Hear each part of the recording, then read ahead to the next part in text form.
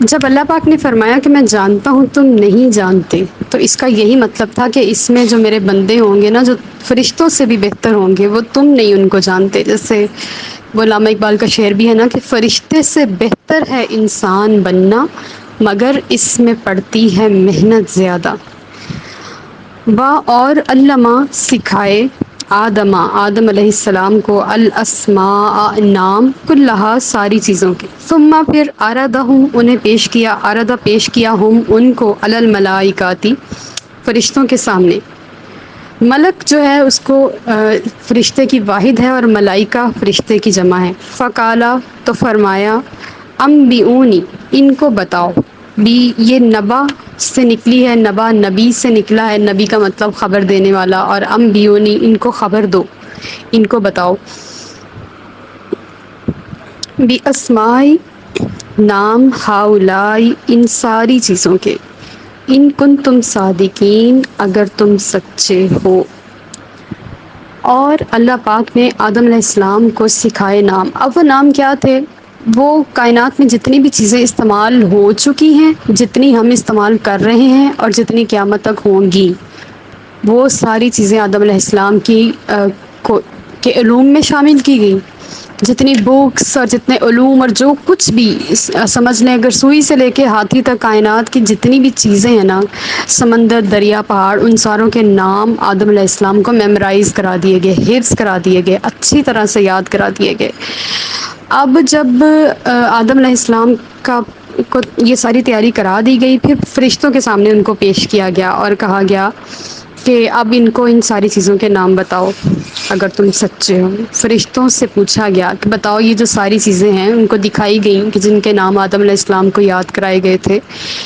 اور دیکھیں علم کی بنا پر انسان کو فرشتوں پر فضیلت حاصل ہوئی، اور ہم اس علم سے ہی دور بھاگ رہے ہیں، ہم نوٹ ہی نہیں سن رہے ہیں. تو فرشتوں سے کہا گیا بتاؤ ان ساری چیزوں کے نام اگر تم سچے ہو. کالو ان ساروں نے عرض کی سبحانہ کا تو پاک ہے، لا نہیں ہے علم ہمیں لنا کوئی بھی علم، لا علم لنا ہمیں کوئی علم نہیں، الا مگر ما علمتنا علم سکھایا، تنا تو نے، نہ ہمیں جتنا تو نے ہمیں سکھایا بس اتنا علم ہے. انکا بے شک تو ہی انت العلیم الحکیم جاننے والا اور حکمت والا ہے. اب وہ سارے جو تھے فرشتے، ان ساروں نے عرض کر دی مولا ہمیں معاف فرما دے کہ ہم نہیں جانتے کہ اس بارے میں جتنے بھی تو نے علوم ہمیں سکھائے ہیں، ہمارے علم میں صرف وہی علوم ہیں، ہم ان چیزوں کے نام نہیں جانتے. بے شک تو ہی جاننے والا ہے، تو ہی حاکم ہے. اپنی عاجزی کا اظہار کر دیا اور بتا دیا کہ میں کچھ بھی نہیں ہوں، جو کچھ بھی ہے سب تو ہے. یعنی کہ ہمیں فرشتوں سے عاجزی بھی سیکھنی چاہیے کہ وہ اپنے علوم کو اللہ کے علوم کی طرف منسوب کرتے ہیں، اور ہمیں بھی یہی کرنا چاہیے کہ ہمیں جتنا ہمارے رب نے سکھایا ہے ہم اتنا ہی جانتے ہیں. یہ نہیں کہ میں نے یہ پڑھا، میں نے یہ سیکھا، میں نے یہ کیا، میں کو نکال کے ہی رب ملتا ہے.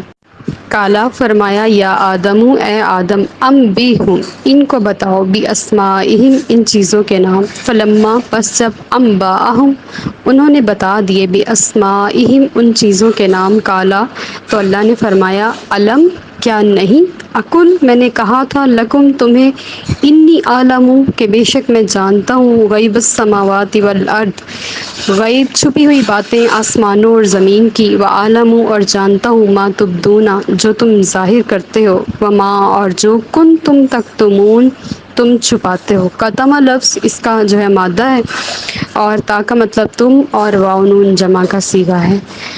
اب اللہ تعالیٰ نے آدم علیہ السلام سے کہا چلیں پھر آپ بتا دیں سارے فرشتوں کو ان چیزوں کے نام. تو آدم علیہ السلام نے اتنی ذہانت کے ساتھ جیسے ان کو یاد کرائے گئے تھے، بالکل ایز اٹ از انہوں نے ساری چیزوں کے نام جو تھے وہ ساری فرشتوں کے سامنے دہرا دیا.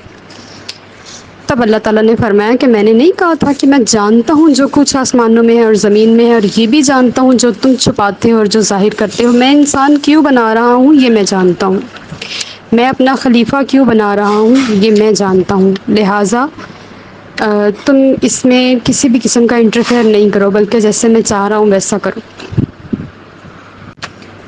اور اس قلنا، جب ہم نے حکم دیا، للملائکاتی فرشتوں کو، اسجدو سجدہ کرو، لی آدم آدم علیہ السلام کو، فسجدو تو سب نے سجدہ کیا، الا سوائے ابلیس، ابلیس کے، ابا انکار کیا، واستکبرا اور تکبر کیا، وکان من الکافرین اور کافروں میں سے ہو گیا۔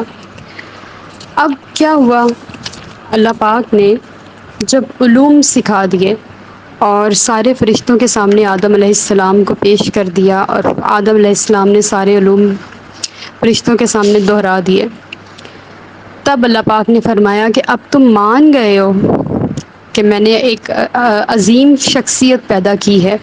تو فرشتوں نے کہا جی یا رب ہم مان گئے۔ تب اللہ پاک نے فرمایا ان کو سجدہ کرو۔ اب یہ جو سجدہ تھا یہ سجدہ عبادت نہیں تھا، کیونکہ سجدہ عبادت اللہ تعالیٰ کو جو سب سے ناپسندیدہ چیز ہے وہ شرک ہے۔ وہ کبھی گوارا نہیں کرتا کہ میرا بندہ میرے علاوہ کسی اور کے سامنے جھکے۔ جو اس کو کھلاتا ہے، جو اس کو پلاتا ہے، جس نے اس کو بنایا ہے، جو اس کو پہناتا ہے، جو اس کو سہولیات فراہم کرتا ہے، وہ اس کو چھوڑ کے کسی اور کے سامنے جھکے، یہ اس کو پسند نہیں۔ تو پھر وہ آدم علیہ السلام کو سجدہ کرنے کا کیوں حکم دے گا؟ یہ سجدہ عبادت نہیں تھا، یہ سجدہ تعظیمی تھا، اور یہ انبیاء کرام کے ساتھ منسوب رہا حضرت عیسیٰ علیہ السلام تک۔ اور انبیاء کرام کو، جیسے ہم سورہ یوسف میں بھی پڑھیں گے کہ 11 ستاروں اور سورج نے حضرت یوسف علیہ السلام کو سجدہ کیا تھا، اور وہ سجدہ تعظیمی تھا۔ سجدہ تعظیمی شریعت محمدی صلی اللہ علیہ وسلم میں ناجائز ہو گیا، پہلے جائز تھا اب جائز نہیں ہے۔ تو ان سارے فرشتوں نے سجدہ کیا، لیکن ابلیس جو تھا نا، مبلس، مایوس، اس نے دیکھا اس کا اصل میں نام عزازیل تھا، لیکن جب اس نے اللہ تعالیٰ کو چیلنج کر دیا تو یہ شیطان بن گیا، اور جب اس نے آدم علیہ السلام کو سجدے سے انکار کیا تو یہ ابلیس بن گیا، مبلس ہو گیا، مایوس ہو گیا۔ تو جب اس نے دیکھا کہ آدم علیہ السلام کی تخلیق کیسے ہوئی ہے، کیسے مٹی، کیچڑ، گارا اور لیسدار مٹی، ٹھیکے کی طرح بچنے والی، اور یہ وہ، اور وہ بدبودار بن گئی، تو اس سے آدم کی تخلیق ہوئی، وہ بس یہی دیکھتا رہا۔ اس نے یہ نہیں دیکھا کہ آدم علیہ السلام کے پیکر میں رب نے کیا انوار و تجلیات رکھی تھی، اور ان کے اندر نور محمدی صلی اللہ علیہ وسلم کی کون سی لائٹ جلائی تھی، اور جب تک نور محمدی صلی اللہ علیہ وسلم آدم علیہ السلام کے جسم اقدس میں نہیں منتقل ہوا تب تک سجدے کا حکم بھی نہیں ہوا۔ حکم ہی تب ہوا جب حضور کا نور مبارک وہاں پہنچا، جو اللہ کے رازوں میں سے ایک راز تھا۔ تو آدم علیہ السلام کو اس نے صرف بنتے دیکھا، اس نے ان علوم کو نظر انداز کر دیا، نور نبوت کو نظر انداز کر دیا، اور سب سے پہلا نبی کا انکار کرنے والا اور نبی کی بے ادبی کرنے والا شخصیت شیطان تھی۔ اور آج تک دنیا میں جتنے بھی لوگ نبی کی گستاخی کریں گے اور نبی کا انکار کریں گے، وہ سارے ہی اس کے بھائی بن جائیں گے۔ تو جب اس نے یہ ساری چیزیں دیکھی، اس نے ابا انکار کر دیا، واستکبرا اور تکبر کیا۔ تکبر جو ہے وہ اللہ پاک فرماتے ہیں، یہ حدیث قدسی ہے کہ تکبر میری چادر ہے، ابن آدم مجھے تکلیف دیتا ہے جب وہ تکبر کرتا ہے اور مجھ سے میری چادر چھینتا ہے۔ تکبر اللہ کے لیے، غرور اسی کو زیبا ہے، کیونکہ وہی مالک ہے، وہی بادشاہ ہے، ہمارے پاس جو کچھ بھی ہے اس کا عطا کردہ ہے، اس کے پاس ذاتی ہے، ہمارے پاس عطائی ہے، اس کے پاس اپنا ہے، ہمارے پاس اس کا دیا ہوا ہے۔ اس لیے ہمیں تکبر زیب دیتا ہی نہیں ہے، کیونکہ وہ اس کا ہے۔ غرور اس کو سجتا ہے، ہمیں نہیں سجتا، ہم بندے ہیں، ہم عاجز ہیں، ہم عام ہیں، ہم گنہگار ہیں، ہم آدمی ہیں، تو ہمیں یہ سب نہیں سجتا۔ پھر اس نے جب انکار کر دیا سجدہ کرنے سے، تو فرشتوں نے دیکھا کہ ہم نے اللہ کے حکم پر آدم علیہ السلام کو سجدہ کر دیا ہے اور ابلیس نے نہیں کیا، تو فرشتوں نے پہلا سجدہ جو تھا وہ سجدہ حکم کر کے ادا کیا اور دوسرا سجدہ پھر ادا کیا سجدہ شکر کر کے کہ مولا تو نے ہمیں ابلیس کے ساتھ شامل نہیں فرمایا، حالانکہ وہ فرشتوں کا سردار تھا اور اس کے پاس علوم کے خزانے تھے، اور اس کے پاس ابھی بھی کچھ خزانے ایسے ہیں جو ہم نہیں جانتے کیونکہ وہ اللہ کے بڑا قریب رہا ہے، عزازیل۔ تو بعض لوگ اس کے بارے میں یہ بھی کہتے ہیں کہ اس کے پاس جو اسم اعظم ہے نا وہ اللہ تعالیٰ کو اس ٹائم سنا کے بخشوا لے گا، لیکن ایسا نہیں ہوگا، اللہ تعالیٰ اس کی کوئی بات قبول نہیں کرے گا۔ یا واللہ عالم بالصواب، کیا ہوگا یہ ہم سارے قیامت والے دن دیکھیں گے۔ تو جب فرشتوں نے دیکھا تو انہوں نے ایک اور سجدہ کیا۔ اب جو ہماری نماز میں دو سجدے ہیں وہ دونوں سجدے ایک سجدہ حکم ہے اور دوسرا سجدہ شکر ہے، کہ پہلا سجدہ اللہ کے حکم پر کیا گیا اور دوسرا سجدہ ابلیس کے سجدہ نہ کرنے پر اللہ کا شکر ادا کرتے ہوئے کیا گیا۔ اب وہ جو ابلیس تھا وہ کافر ہو گیا اور اس نے دنیا میں کفر پھیلانے کی ٹھان لی۔ اللہ تعالیٰ ہم سب کو عمل کی توفیق عطا فرمائے۔ وما علینا الا البلاغ المبین۔ اعوذ باللہ من الشیطان الرجیم، بسم اللہ الرحمن الرحیم۔ السلام علیکم ورحمۃ اللہ وبرکاتہ۔ اور قلنا، ہم نے فرمایا، یا آدم، اے آدم، اسکن۔ اسکن جو لفظ ہے اس کا مطلب سکون کرو، اگر ہم دیکھیں تو عربی کے اعتبار سے اسکن سکونت اختیار کرو، رہائش اختیار کرو۔ اسکن رہو، انتا تم، وزوجکا اور تمہاری زوجہ تمہاری بیوی، الجنتا جنت میں، وا اور کلا کھاؤ، منہا اس سے، رغدن جہاں سے چاہو، حیث شئتما جتنا چاہو، جتنا دل کرے جہاں سے دل کرے جو چاہے مرضی کھاؤ۔ با اور لا تقربا، قربا قریب جانے سے ہے، لا تقربا نہ قریب جاؤ، حاذہ الشجرۃ اس درخت کے، فتکونا ورنہ تم ہو جاؤ گے، من الظالمین ظالموں میں سے۔ اب حضرت آدم علیہ السلام جو تھے، اللہ پاک نے ان کو سجدہ تعظیمی کے بعد جنت عطا فرمائی، آپ جنت میں رہنے لگ گئے اور آپ ساری جنت میں گھومنے لگ گئے۔ جب آپ گھومتے رہے اور جنت کو دیکھتے رہے اور اس کی نعمتیں رحمتیں سب دیکھتے رہے تو آپ اداس بیٹھ گئے۔ تو اللہ پاک نے پوچھا، آدم اداس کیوں بیٹھے ہو؟ تو آپ نے کوئی جواب نہیں دیا کہ میں یہاں تنہائی محسوس کر رہا ہوں، یا میں اکیلا یہاں پہ کیا کروں گا۔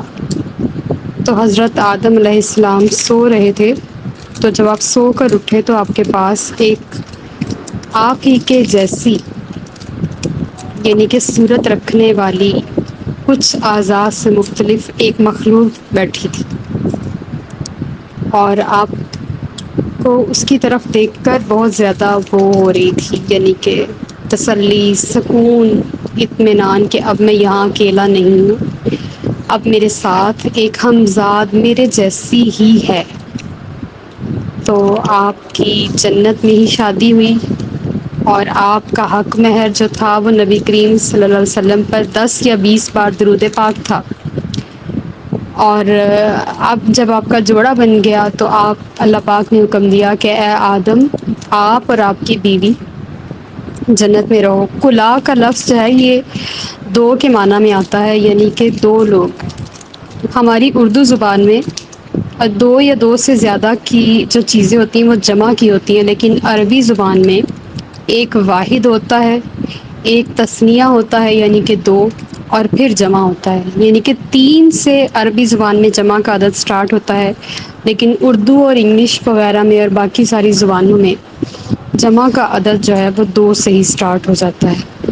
تو کلا تم دونوں کھاؤ، اب اس کا مطلب ہے کہ حوا علیہ السلام جو تھی وہ پیدا ہو چکی تھی آدم علیہ السلام کی پسلی سے، اور وہ آپ کی زوجہ محترمہ بھی بن چکی تھی، اور آپ کو ایک صرف آزمائش کے لیے کہا گیا تھا کہ اس درخت کے قریب نہ جانا ورنہ تم ظالموں میں سے ہو جاؤ گے۔ اس درخت کے بارے میں عیسائی اور دوسری شریعتیں یہ سمجھتی ہیں کہ وہ سیب کا درخت تھا، اور ہمیں لگتا ہے کہ یہ گندم کا درخت تھا، کیونکہ سیب کے بغیر گزارا ہو رہا ہے دنیا کا، لیکن گندم کے بغیر نہیں ہو رہا۔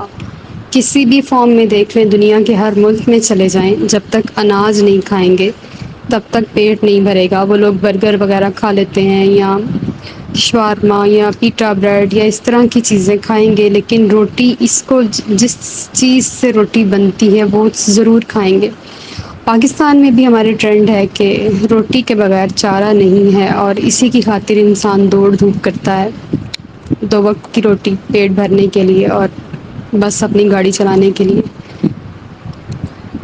تو اس درخت سے منع فرمایا تھا۔ اب اس نو کے باقی درخت بھی جنت میں موجود تھے، اور اللہ تعالیٰ نے فرمایا تھا کہ اس درخت کے پاس نہیں جانا، ورنہ ظالموں میں سے ہو جاؤ گے۔ ظالم کون ہوتا ہے؟ بے شک یہ آپ اپنی ڈائری میں نوٹ کر لیں کہ ظلم جو چیز ہوتی ہے نا، ظلم، ظالم کون ہوتا ہے؟ ظالم وہ ہوتا ہے جو خود کو دوزخ میں ڈال دے، یعنی کہ اپنے آپ کو خود ہی اللہ کی نافرمانی میں ڈال کر دوزخ میں ڈال دے۔